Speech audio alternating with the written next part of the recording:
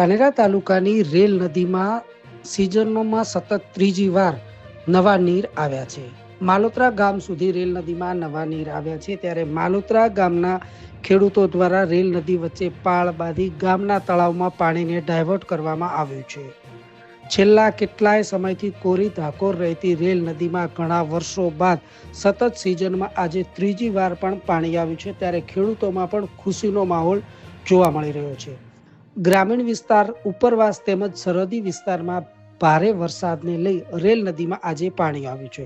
ત્યારે આ પાણીને નિહાળવા માટે લોકોના ટોળે ટોળા ઉમટી પડ્યા છે.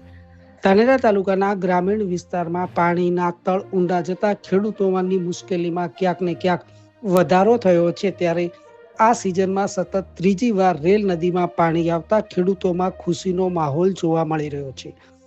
માલોત્રા ગામે જેસીબી દ્વારા પાણીમાં રેલ નદી વચ્ચે પાળ બાંધી પાણીને ગામના તળાવમાં ડાયવર્ટ કરવામાં આવ્યું છે. ગામના તળાવમાં પાણીનો આવરો વધતા ખેડૂતોમાં પણ ખુશીનો માહોલ જોવા મળી રહ્યો છે. ત્યારે તળાવ કાંઠે પાણીને નિહાળવા માટે મોટી સંખ્યામાં લોકો પણ આવ્યા હતા.